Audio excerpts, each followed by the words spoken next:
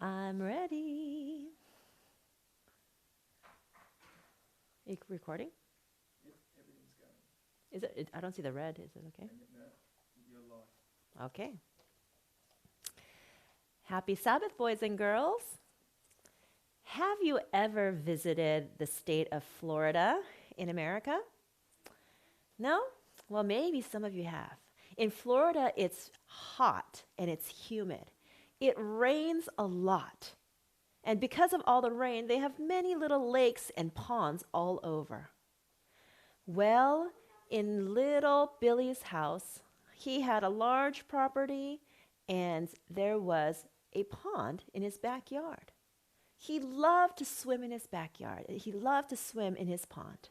And one day after lunch, as his mom was washing the dishes, he asked her, "Mom, is it okay if I go swimming? I'm really hot." And so Mom said, "Sure, go ahead and go swimming. I'll just watch you through the kitchen window as you go swimming." Well, Mom was washing and checking up on little Billy, and he ran out, as little boys love to do, ran to the pond, and he jumped in.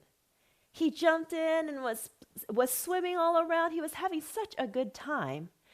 But the mother looked up, saw him, and looked on the other side of the pond, and to her horror, there was a crocodile that slithered right into the pond.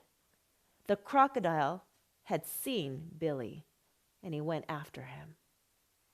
As soon as the mother heard, and as soon as the mother saw the crocodile go into the pond, she dropped her plates and she ran outside. She started running and screaming on the top of her lungs, "Billy, Billy, get out of the pond! Get out of the pond! There's a crocodile, a crocodile!" And as soon as little Billy heard his mom screaming, he started swimming with all of his might to the end of the pond. Well, thankfully, the neighbors also heard her screaming and started to call for help. As the mother ran and ran and ran, she reached Billy as soon as the crocodile grasped onto Billy's legs. And it was a tug-of-war fight. Billy's mother grabbed onto his arms and held on with her entire might, with everything that she had inside of her.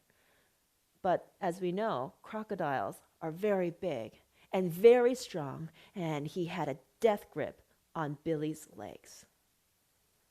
The tug of war went for a little while. Billy's mom held on for dear life, for the dear life of her precious son. She held on and held on as much as she possibly could, but she was no match for the crocodile. And soon she felt her arms weakening and her grip loosening on her precious son. And as she was holding on, he was slipping from her grasp, and she nearly lost her son completely when her neighbors came with a shotgun, bang, and shot the crocodile. It was only then that the crocodile loosened his grip and Billy was able to be free. Billy almost died that day. He had some serious wounds and he was rushed to the hospital. At the hospital, he got the treatment that he needed, and the doctor said that his legs would be okay. Well, the news companies, they heard about this incredible story, and so they brought their reporters to the hospital. They came and they asked if they could interview little Billy. And so the doctors gave permission to them, and the reporters came in and said, "Billy, I've heard that you have gone through a serious ordeal today. You faced a crocodile. Would it be okay if we saw your wounds? Could we see your legs?" And Billy said, "Oh, don't look at the wounds on my legs. I want to show you something else." Look at these wounds on my arms. Do you see these gashes? They are so deep. Do you know that these gashes came from my mother holding on to my arms? My mom did not want to let me go. She did not want to lose me. So with every ounce of energy and strength that she had in her body, she held on to me. And these are my battle wounds. These are my scars of love. You see, boys and girls, Jesus has loved us with the same kind of love that does not want to let us go. It's a love that left the scars on the palms of his hands. Because Jesus has loved us with an everlasting love, he has come down and sacrificed himself so that we might have the forgiveness of sins, that we might have salvation. Just like the mother loved Billy so much, she did not want to let him go.